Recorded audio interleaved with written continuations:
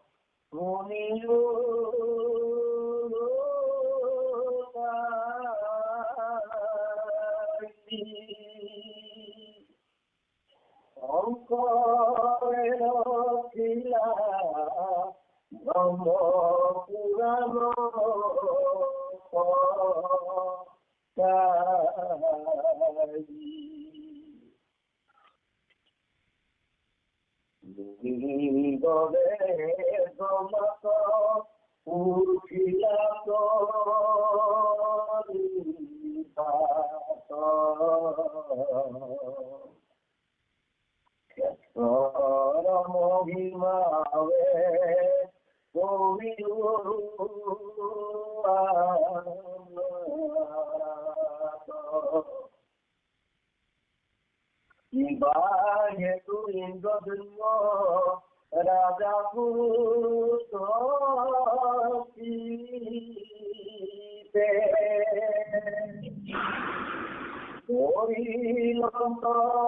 সমেধ উড়ে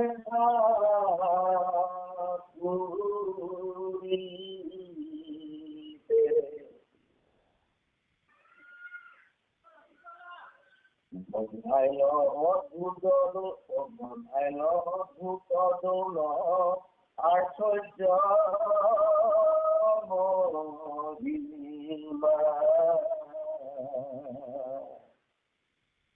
রাম কৃষ্ণ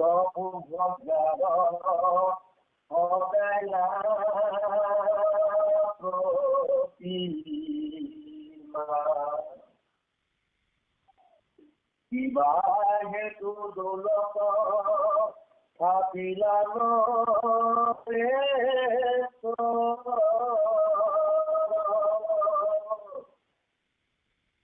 সমস্তে দিতান্ত সৃষ্টি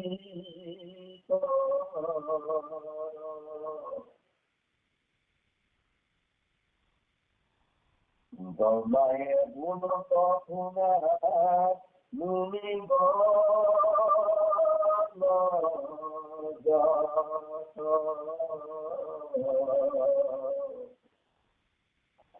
আসিল অবন্তি পুরী মালব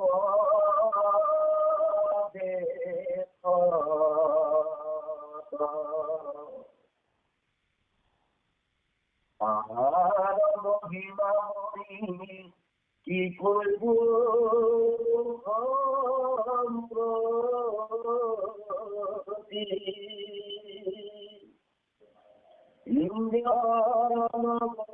যেন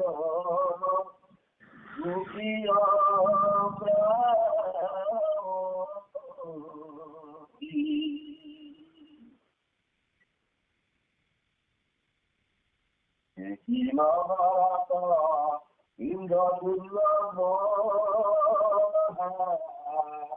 রাজা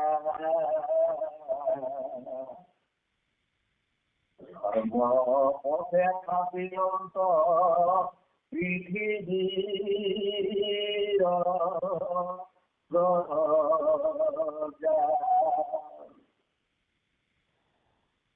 ধালি মাগি সত্যবাদী সর্বগুণ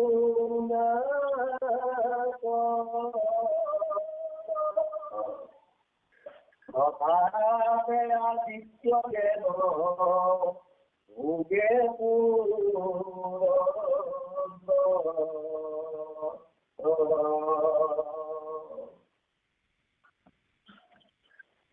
পৃথিবী নাহিরা তাহার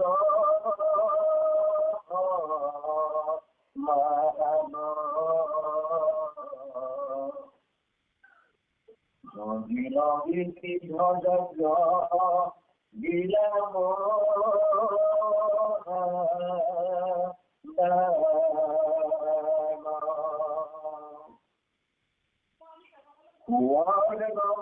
প্রজাম ভগবানী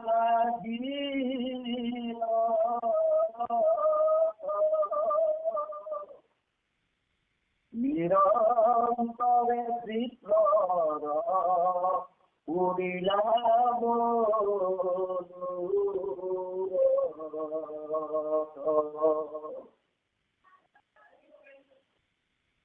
এই মতে পৃথিবী পালন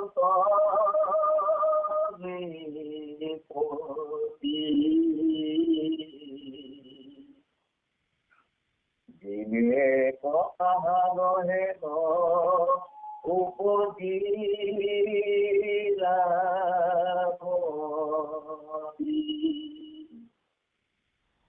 পুরো কর্মে আবে বিরোধ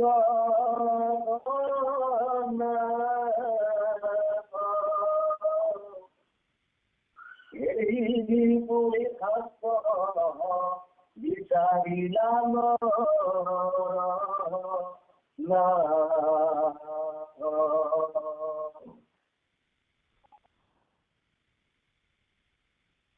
আহম পুরান্ত বেদ বেদান্ত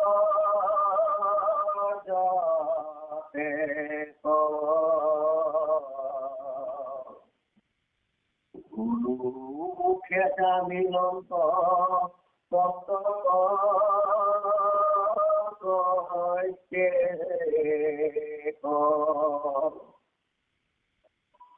অনুভূতি ইচ্ছারে এরিল ভ্রান্তি জ্ঞান জীবনে হরি মনে করে জ্ঞান দাসীকে নিস্তার মাধব পরে অঙ্ক চক্ররা পদ্ম জারি পরে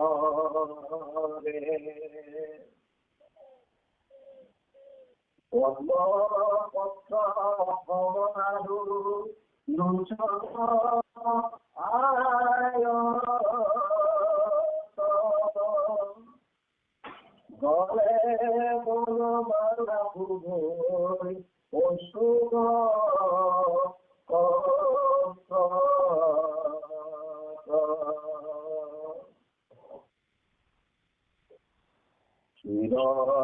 কিরীতি করে সংকট কে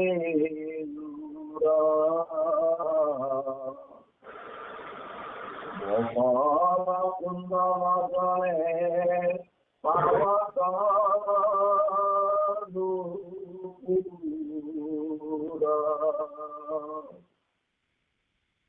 শ্যামল হরিণ পিত বসে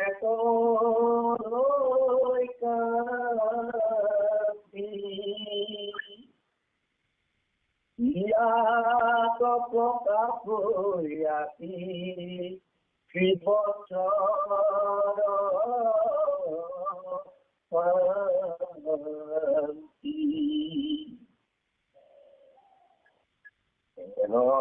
মানব পাবে সারাদু মতে এটি বুঝি বার ভুলা মগন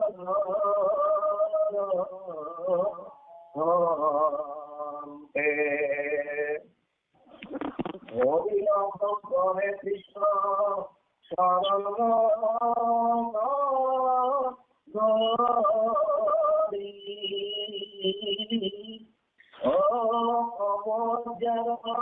সর্বজনে গুলাম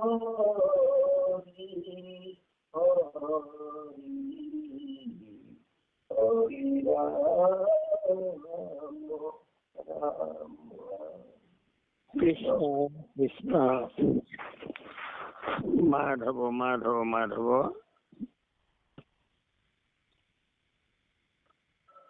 জয় গুৰু শঙ্কৰ সৰ্বগুণাকৰ যাকে জয় পামত হাৰি শৰণ ৰেণু শত কোটি বাৰেক কৰোঁ প্ৰণাম বাৰেক কৰোঁ প্ৰণাম।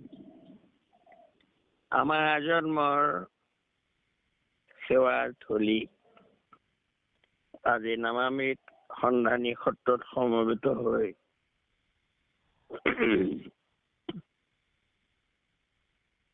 অতি সুন্দৰকৈ কীৰ্তনৰ উৰেষা বৰ্ণনৰ প্ৰথম অধ্যায়টি সুন্দৰকৈ পাঠ কৰি সকলোকে আপ্লুত কৰা আমাৰ উমাশংকৰ শইকীয়া বাপ, আমাৰ সমল ব্যক্তি পৰম ভক্ত ডেকা বাপ আৰু আমাৰ সুপৰিচালক হাতীমূৰীয়া বাপকে মুখ্য কৰি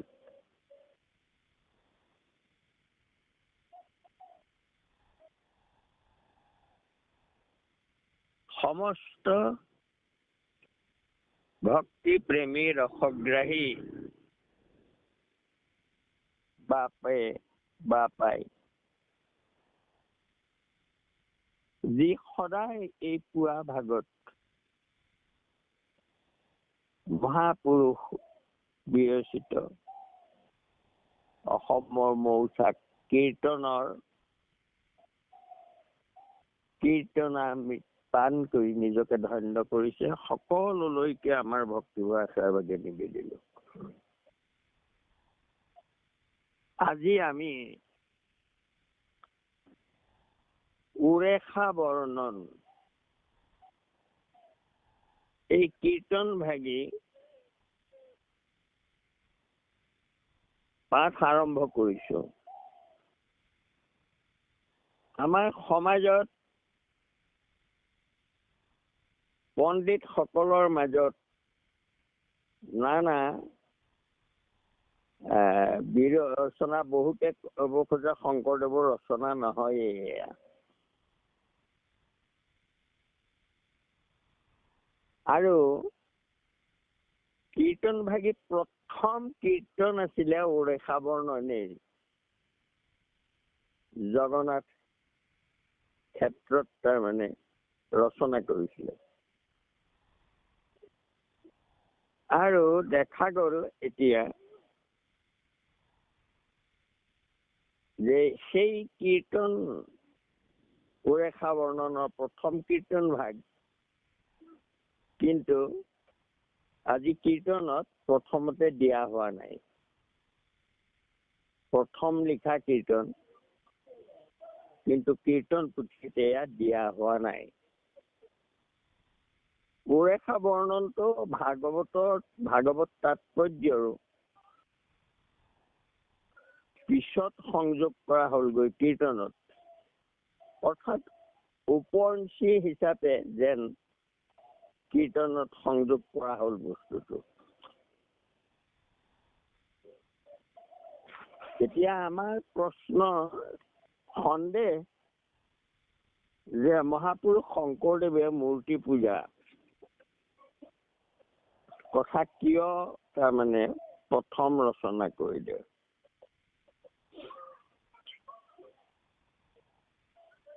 খুব ভালকৈ গভীৰভাৱে যদি আমি চিন্তা কৰো, মহাপুৰুষ শংকৰদেৱৰ আবিৰ্ভাৱৰ সময়ত শংকৰদেৱৰ অৱতাৰৰ সময়ত শংকৰদেৱৰ দেউতাকহঁতেও শিৱ পূজাহে কৰিছিলে। গতিকে আৰু কৰ্মকাণ্ডই ইমানেই তাৰমানে ছাতি ধৰিলে গোটেই দেশখনক, সেই সময়ত দ্বাপৰৰ শেষত ইন্দ্ৰদৈন্য ৰজাৰ এই জগন্নাথ মূৰ্তি প্ৰতিষ্ঠাৰ কাহিনী ভাগ সেইটো যুগ ধৰ্ম আছিলে সেই সময়ত মহাপুৰুষ শংকৰদেৱে প্ৰথম তাৰমানে জগন্নাথ ক্ষেত্ৰত গৈ প্ৰথম তেওঁ তাৰমানে উৰেষা কীৰ্তনে লিখিছে। কিয় লিখিলে? প্ৰশ্ন হৈছে এইটো যে মূৰ্তি পূজাটো অৰ্চন বন্দন এইবোৰ মূৰ্তিতেই হয় আৰু সেই পূজাটো মূৰ্তি পূজাটোৱেই চলি আছিলে সদায়।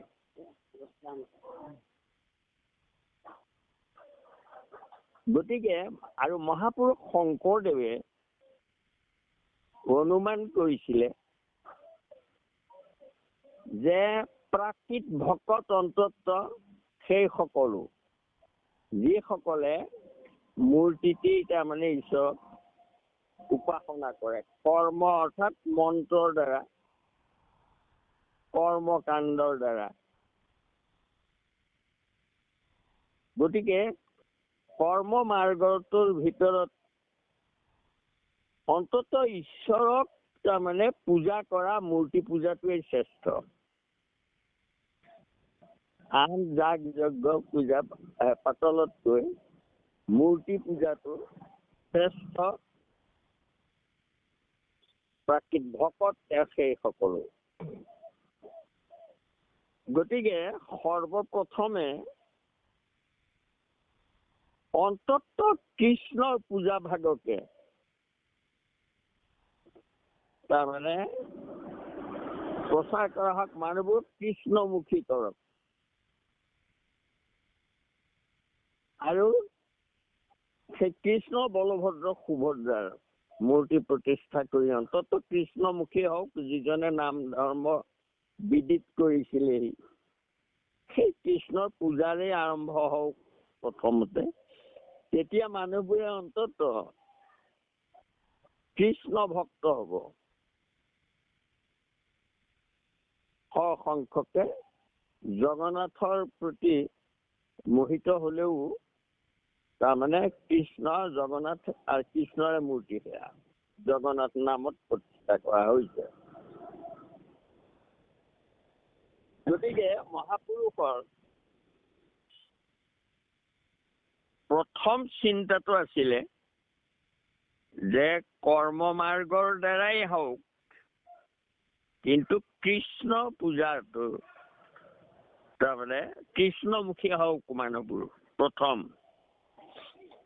মূৰ্তি পূজা কৰক বা যিয়েই নকৰক লাগে কৃষ্ণমুখী হওক, এইটো উদ্দেশ্য। সেই উদ্দেশ্যে ব্ৰহ্ম আকৌ ভাগৱতৰ পৰা লিখা নাই, ব্ৰহ্ম পুৰাণৰ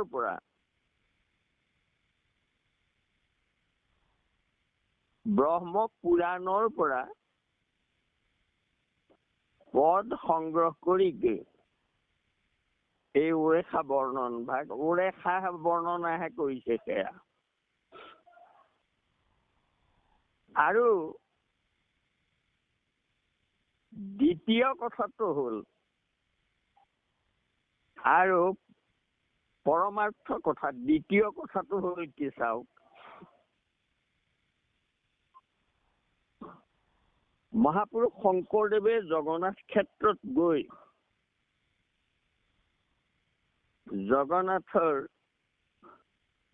মূৰ্তিৰ প্ৰশংসা কৰি উৰেষা কীৰ্তন ৰচনা কৰি জগন্নাথক তাৰমানে শ্ৰেষ্ঠতা প্ৰতিপন্ন কৰিলে।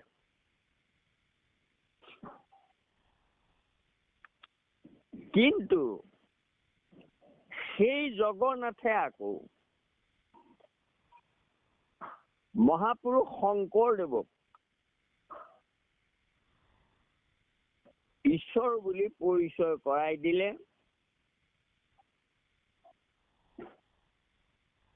জগন্নাথত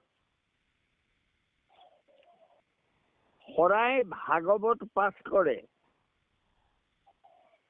জগদীশ মিশ্ৰ বুলি এজন ব্ৰাহ্মণে।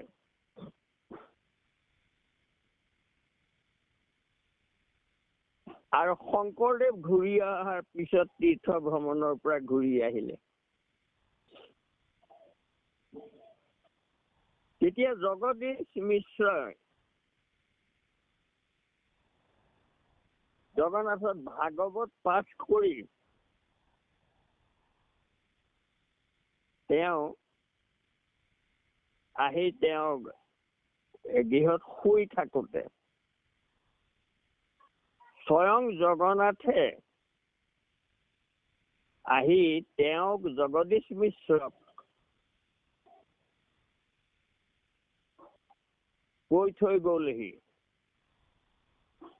যে তুমি কালিৰ পৰা ভাগৱত ইয়াত আৰু পাঠ কৰিব নালাগে মোৰ মূৰ্তিৰ ওচৰত। এয়া কলি যুগত মই নিজে শংকৰ ৰূপে অৱতাৰ হৈছো।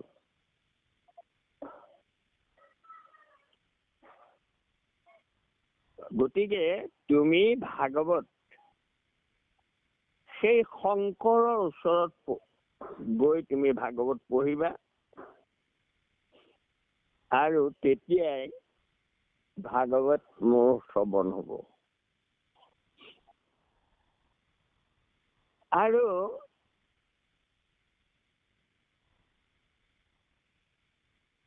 জগদীশ মিশ্ৰই ভাগৱত মূৰত লৈ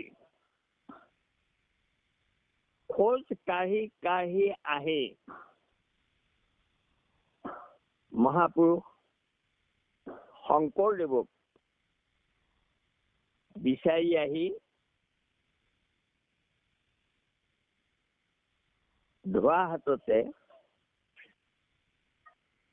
ভাগৱত পাঠ কৰিবলৈ তাৰমানে হেৰি কৰিছে।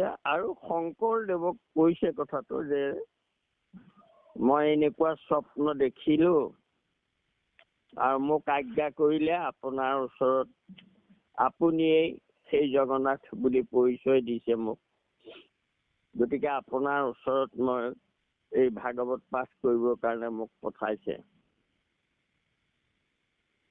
তেতিয়া শংকৰদেৱে ক'লে যে ঠিক আছে,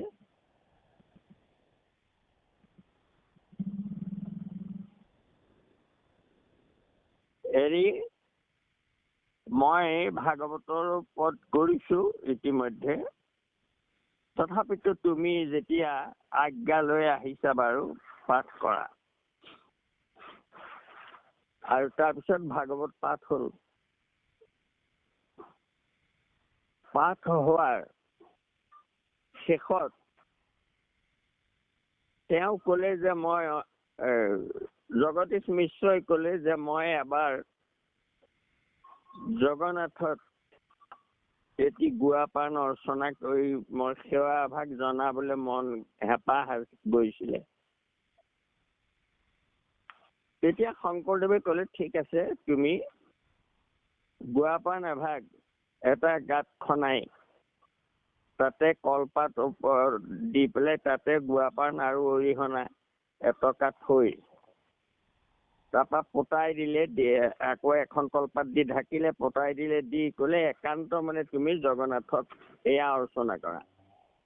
আৰু জগন্নাথক অৰ্চনা কৰিলে আৰু তাৰপৰা ক'লে খানি চোৱা। তাৰপৰা খানি চালে এটাত গুৱাপান আৰু অৰিহণা নাই। আৰু শংকৰদেৱে হাঁহি পেলাই ক'লে জগন্নাথে তোমাৰ অৰিহণা গ্ৰহণ কৰিলে। আৰু তাৰপিছত জগদীশ মিশ্ৰ বৈকুণ্ঠগামী হ'ল বা যি কি নহওক। গতিকে এতিয়া এই কাহিনীখিনিৰ পৰা আমি এটা কথা বুজি পালো যে শংকৰদেৱে জগন্নাথ মূৰ্তিক প্ৰশংসা কৰিলেগৈ আৰু জগন্নাথে আকৌ স্বয়ং শংকৰদেৱকে তাৰমানে প্ৰশংসা কৰাই এইটো কৰালে।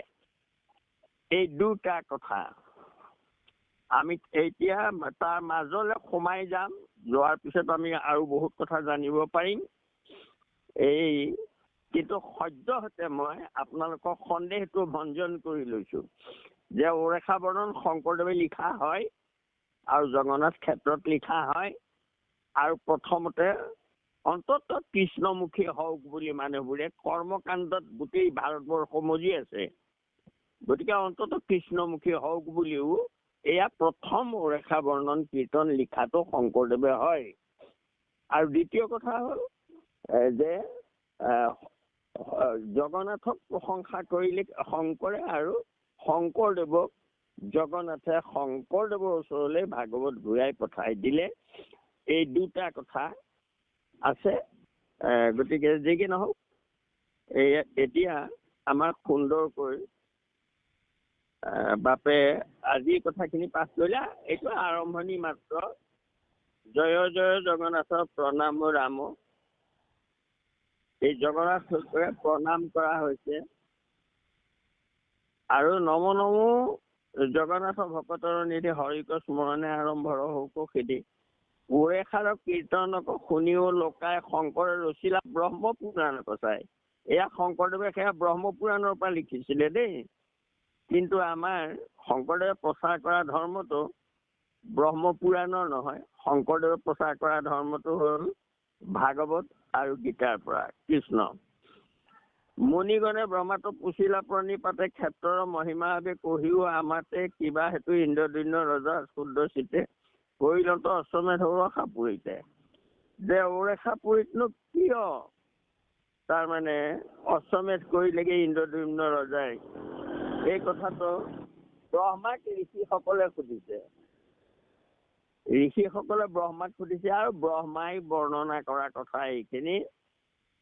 পৰিজন্ত বন্ধায়ন্ত অদ্ভুত দৌল আশ্চৰ্য মহিমা ৰামকৃষ্ণ সুভদ্ৰাৰ সজাইলা প্ৰতিমা কিবা হেতু দৌলত থাপিলা নৰেশ্বৰ। এইখিনি প্ৰশ্ন কৰিছে, সুধিছে। আৰু ব্ৰহ্মাই তেতিয়া তাৰমানে অৱন্তী নগৰত, মালৱ দেশত, বৰ্তমান বিহাৰ, তাহাৰ মহিমাময়ী কি কৰিব সম্প্ৰতি ইন্দ্ৰৰ নগৰ জনৰ দ্বিতীয় অমৰাৱতী। তেওঁ সেই মালয় দেশতে আছিলে তেওঁ ৰজা, আৰু তেৱেই প্ৰজাসকলক ধৰ্মমুখী কৰিবৰ কাৰণে তেওঁ দানী মানি সত্যবাদী সৰ্বগুণাকৰ আছিলে। তেওঁৰ সমান ৰজাই নাই। গতিকে তেওঁ বিবিধ যজ্ঞ কৰি ঈশ্বৰক উপাসনা কৰিছিলে। আৰু শেষত গৈ পেলাই তেওঁ ভাবিলে যে গোটেই শাস্ত্ৰবোৰ গুৰুমুখে তেওঁ শুনিলে।